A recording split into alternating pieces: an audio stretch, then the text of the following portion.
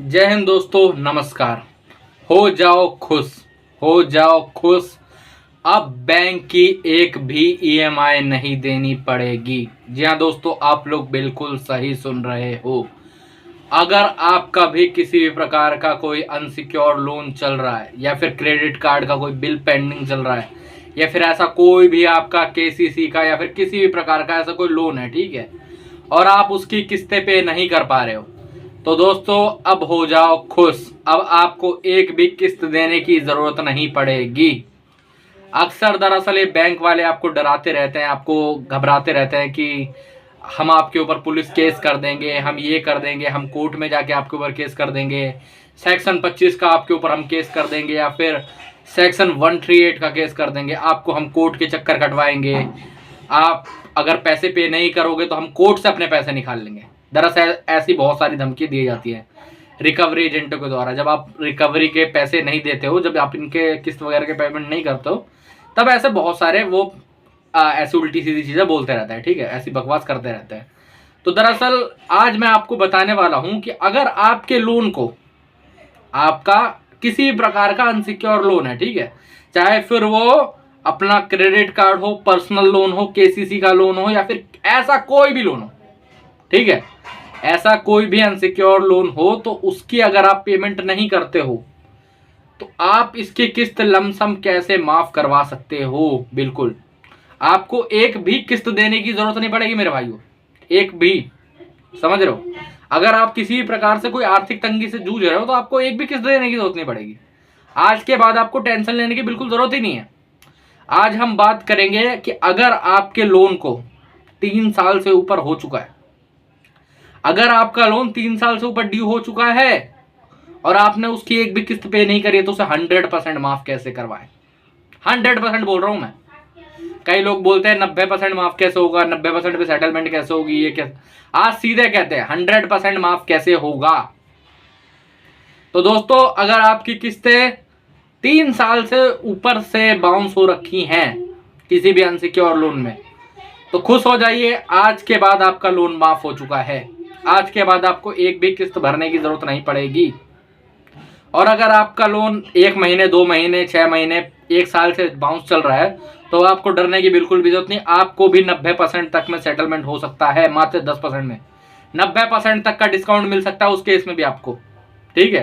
तो आज मैं पूरा ही बता दूंगा आपको कि जो लोन है उसको 100% कैसे माफ करवाए।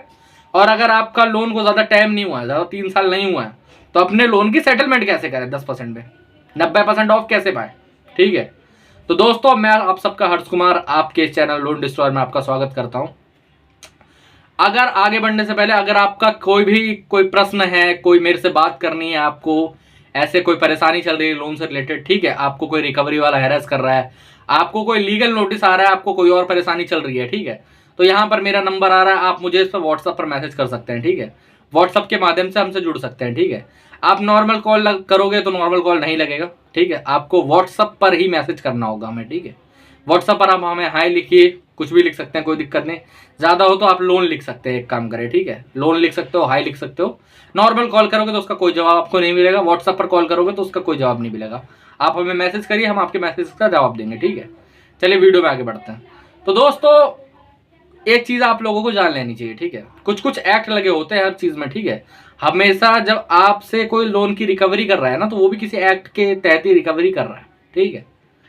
तो जो कोर्ट है, जो भारत सरकार है, जो संविधान है, उसने मेरे भाइयों किसी चीज का कुछ टाइम लिमिट बना रखी है ना, कि कोई चीज यहीं तक चलेगी उसके बाद बंद हो जाएगी। तो इसमें भी एक चीज होती है कि जब लोन की रिकवरी है वो सिर्फ शुरुआत के 3 सालों में ही हो सकती है। अगर शुरुआत के 3 सालों में बैंक चाहे तो ही आप पे किसी प्रकार का कोई केस कर सकती है, ठीक है। अगर किसी भी बैंक ने कोई 3 साल तक किसी प्रकार का कोई आप पे केस नहीं करा है, कोई आपकी लीगल प्रोसीडिंग नहीं हुई है कोर्ट के अंदर या फिर वैसे, इसमें मैं आर्बिट्रेशन को नहीं गिन रहा हूं, ठीक है।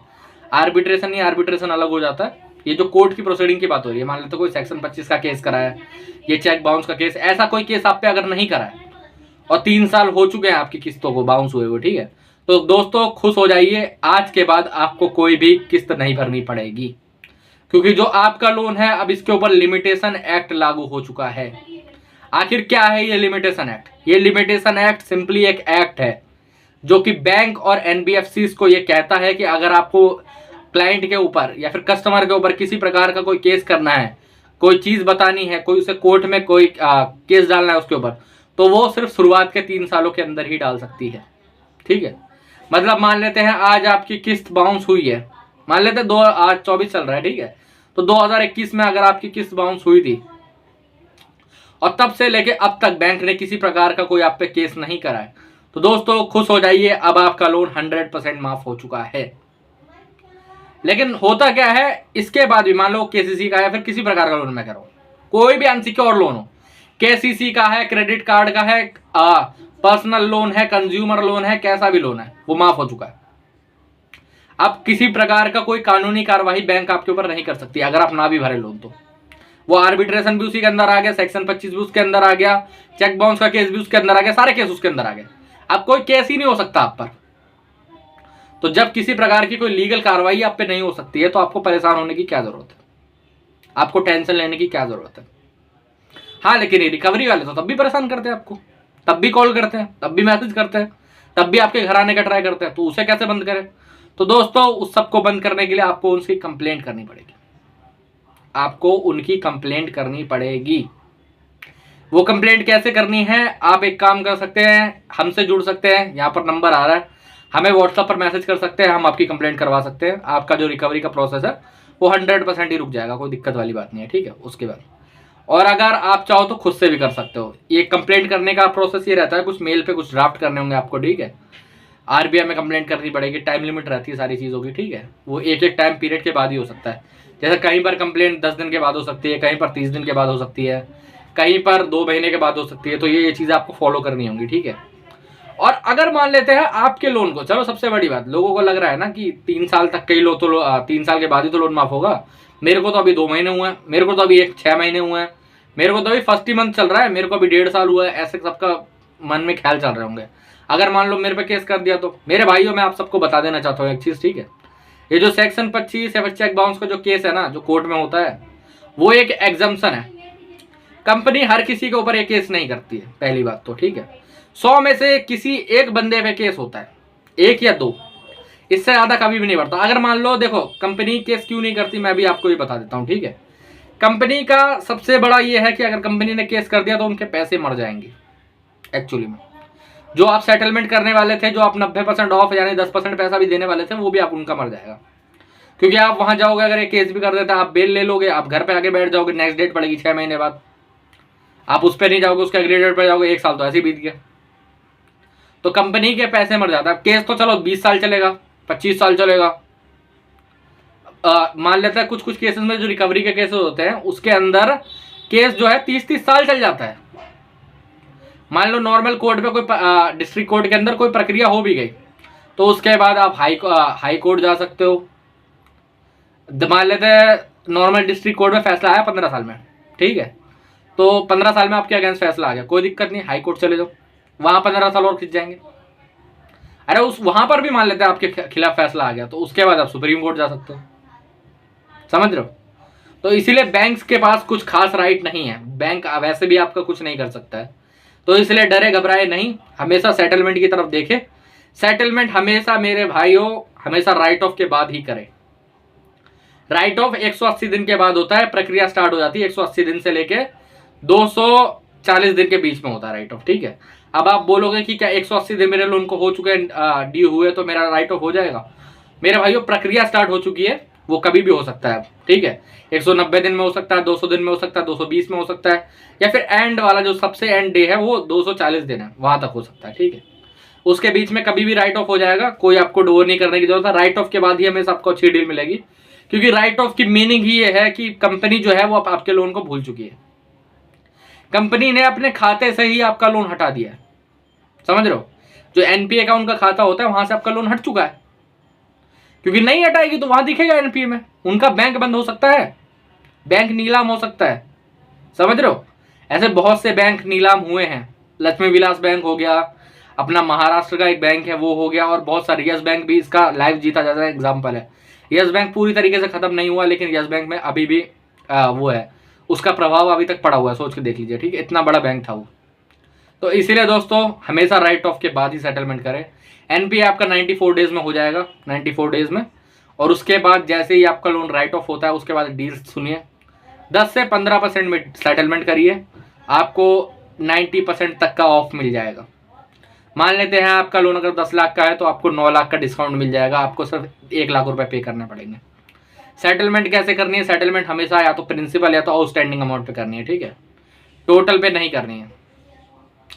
आउटस्टैंडिंग अमाउंट में देख सकते हैं कितने चार्ज आप हटवा सकते हो, कितना नहीं हटवा सकते। अगर चार्ज नहीं हटा रहे वो ज़्यादा, तो आपको उसमें हमेशा फिर परसेंटेज गिरवानी चाहिए, समझ रहे हो। सेटलमेंट लेटर को हमेशा वेरीफाई करें, हर चीज़ें करें। जब सेटलमेंट लेटर वेरीफाई हो जाए बैंक से, उसके बाद ही आप उसकी सेटलमेंट करें। किसी के हाथ में कोई पैसा नहीं देना, हमेशा बैंक अकाउंट या फिर चेक के द्वारा पेमेंट करें। सबसे बेस्ट तरीका होता है चेक या डीडी के द्वारा पेमेंट करना, डिमांड ड्राफ्ट की तरह, ठीक है। इन दोनों के तरफ से अगर आप पेमेंट करोगे तो आपका हमेशा सेटलमेंट वैलिड माना जाएगा। क्या होता है, कई लोग है ना फेक पेमेंट, फेक सेटलमेंट भी करवा लेते हैं। जो रिकवरी एजेंट है वो बोलता है कि ये आपका लेटर है, इतना पे कर दीजिए सेटल हो जाएगा। ऐसा नहीं होता मेरे भाई। अगर आपको मान लो कोई सेटलमेंट लेटर भेज भी रहा है तो आपको चेक कैसे करोगे? सबसे पहले तो देखिए कि उसका अप्रूवल आया आपके पास, ठीक है। अप्रूवल 2 तरीके से आता है, एक मेल के द्वारा आ सकता है, एक आपको मैसेज के द्वारा आ सकता है, ठीक है। जब अप्रूवल आ जाएगा उसके बाद आप उस लेटर को लेके जाइए, सेटलमेंट लेटर को, जो भी उस बैंक या फिर एनबीएफसी की ब्रांच है वहां जाइए, वहां पर जाके उनके जो मैनेजर है उनकी वहां पर मोहर साइन करवाइए। जो उनका कंप्यूटर वहां पर चेक करिए वो सेटलमेंट लेटर का नंबर डाल के, ठीक है, कि वहां पर शो हो रहा है कि नहीं हो रहा।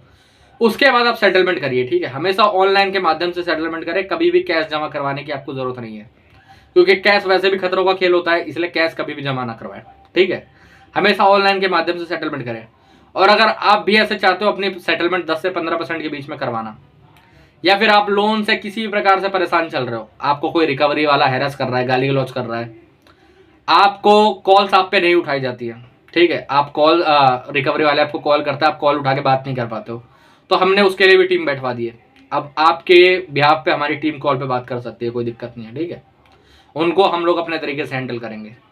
आपको किसी प्रकार का कोई लीगल नोटिस आ रहा तो आप हमें भेजिए, हम उसका रिप्लाई बनवा के देंगे, हम उसे कैंसिल करवाएंगे, ठीक है। तो दोस्तों अगर आपको ऐसी कोई भी परेशानी है, यहाँ पर नंबर आ रहा है, आप व्हाट्सएप पर मैसेज करें, व्हाट्सएप के माध्यम से हमसे जुड़ें, ठीक है।